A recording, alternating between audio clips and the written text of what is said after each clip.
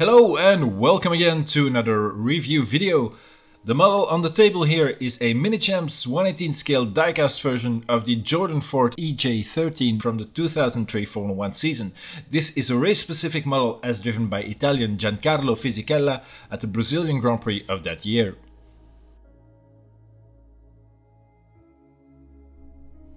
The 2003 Brazilian Grand Prix was one of Formula 1's classic races. It started behind the safety car as it was raining heavily at first. After a few laps, the track began to dry out a bit and the race got underway.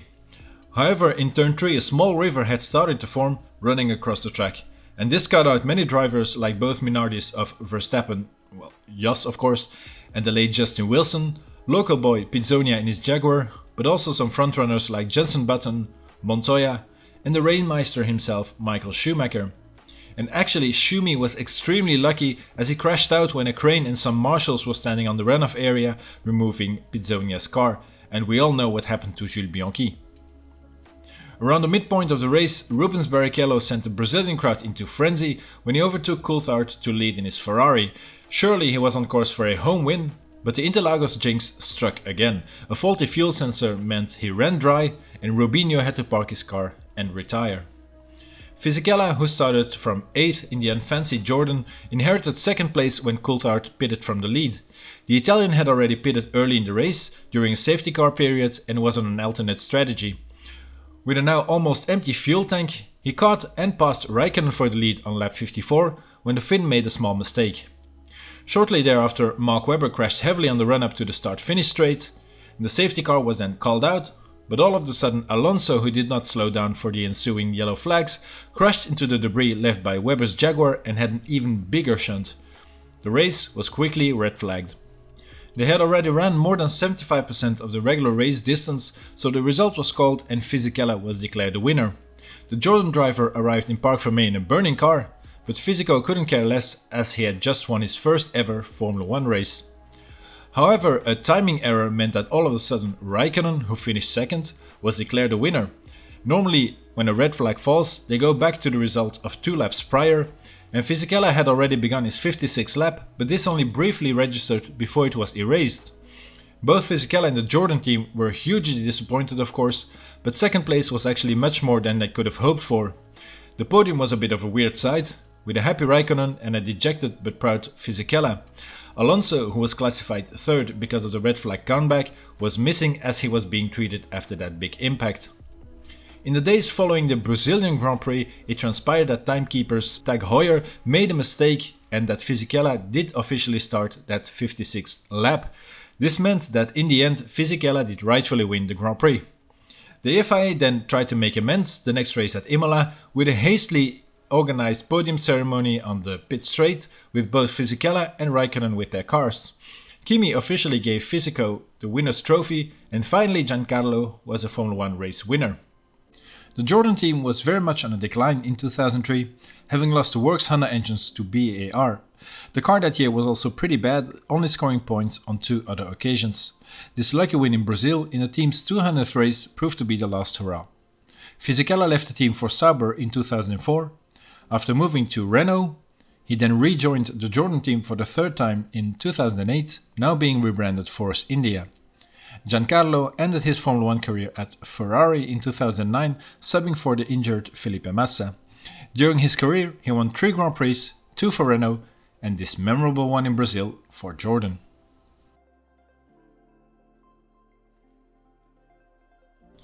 Minichamps made 2 1/18th versions of the 2003 Jordan EJ13. They did a standard version of Fisichella and his teammate Ralph Furman, and then they made this race-specific Brazilian Grand Prix version, and this one was different with the intermediate tires and the added race dirt. Rival brand Hot Wheels also made a Brazilian Grand Prix version. This one also had rain tires and race dirt effects, although the execution was much more crude. The model also came with a different driver figurine celebrating the win and a block of wood supposedly from the car's real plank. The Minichamps model is a far superior model and is more refined in almost every aspect. The presentation of the model is nothing really special, it just comes in a standard windowed box with just a bit of the model's info on the sides. And the Brazilian Grand Prix version is limited, as you can see, to 1350 pieces.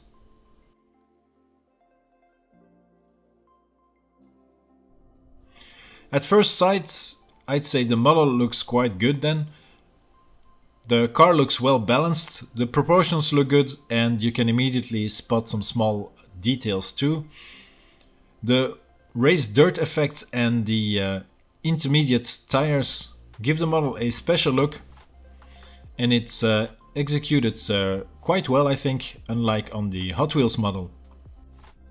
I also think the raised dirt is better than on the recently released Hamilton Turkey Mercedes, as Minichamps have not covered the entire model in dirt, but only sprayed it on where the dirt would actually have built up, like on the side pods here and on the rear of the car. Now, granted, I did add a bit more dirt effect, especially on the nose, front wing and on the tires, but the original execution was not bad at all. The model originally also came without tobacco branding, so I had to add all of these decals myself and then add a bit of dirt effect on them again, as yeah, of course they looked too clean.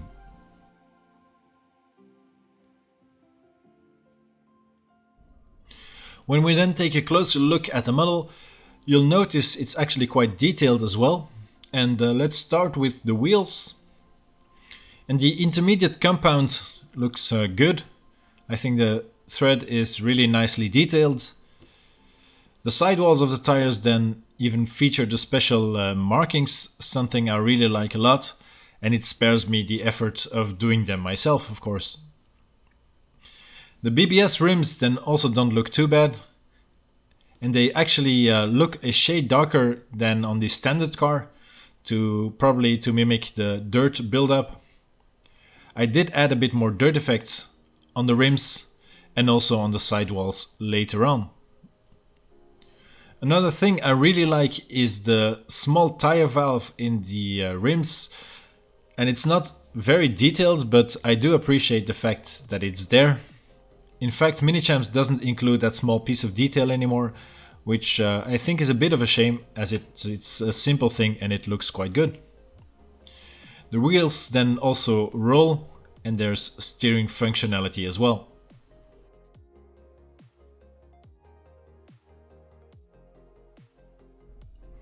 Let's move along to the cockpit next. And the helmet is not too bad. It has a generic shape, which comes close enough to the Array helmet Giancarlo used back then. The driver figurine then looks okay. It's not very detailed and the belts are just decals, but well, it doesn't look too bad either. The steering wheel then is surprisingly good. They even made it the correct shape and has some clear decals on it. Behind the steering wheel then there is a bit more dashboard detailing going on. The steering wheel itself then also moves along with the wheels. The cockpit certainly doesn't look too bad. The lack of photo etch parts on the belts is a bit of a shame, but model cars simply didn't have that kind of details back in those days. Mind you, this model is almost 18 years old, so all things considered, I think it's a good effort.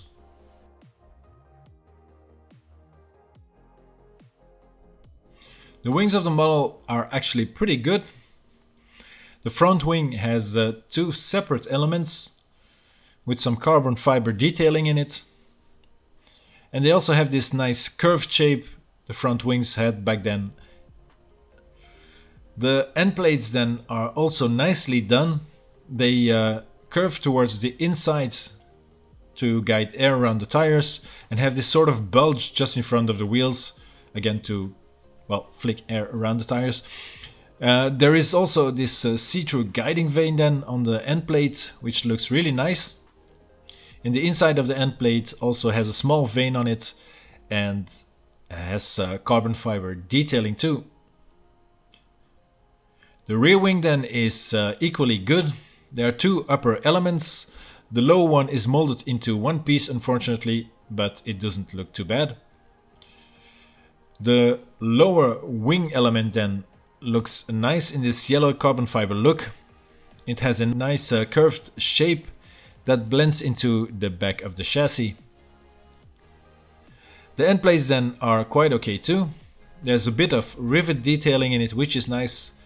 It also has a very small footplate and it curves inward slightly towards the bottom. The race dirt on the end plates come as standard on this Brazil model. So yeah, I'd say the wings aren't too bad at all.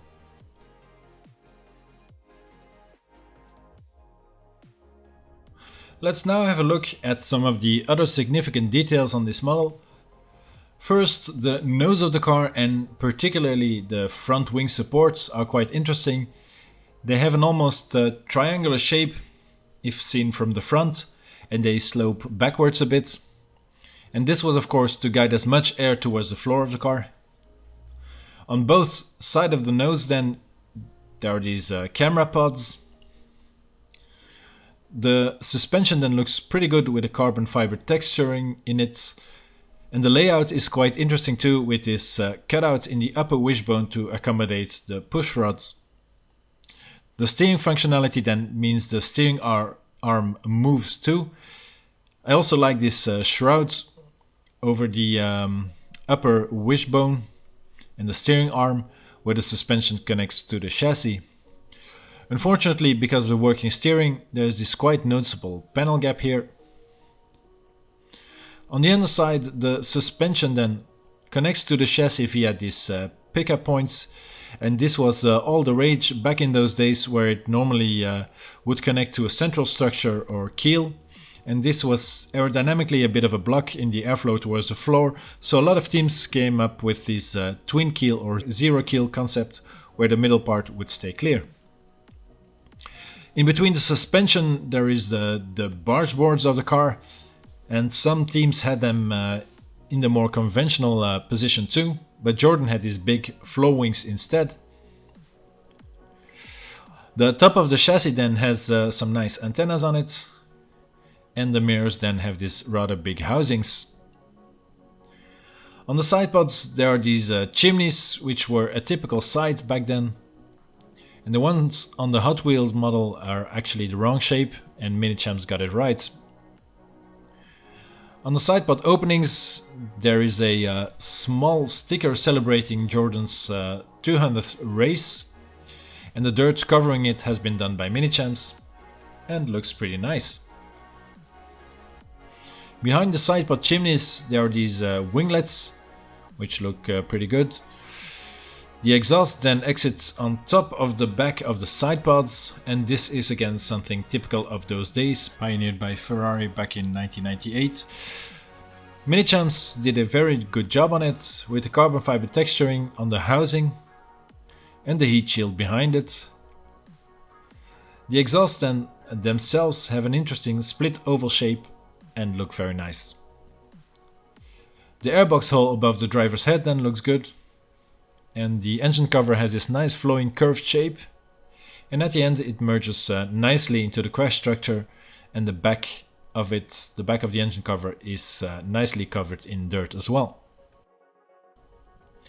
The rear suspension is a bit hidden then underneath the bodywork, but this big aerodynamic structure is quite noticeable. The diffuser is nicely shaped as well and has carbon texturing in it. The rear light then is integrated in the crash structure, and then there is this hook underneath to where the rear jack connects to the car.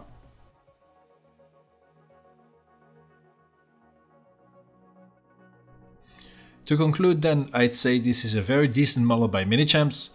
I really like it a lot for the story behind it, but also how the model is actually made.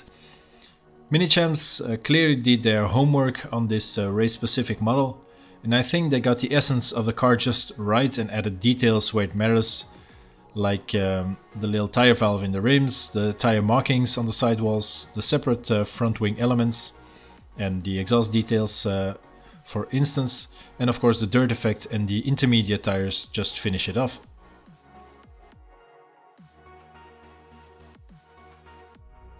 So this was my review of the Minichamps Scale 118 diecast version of the Jordan Ford EJ13 from the 2003 Brazilian Grand Prix, as driven by Italian driver Giancarlo Fisichella.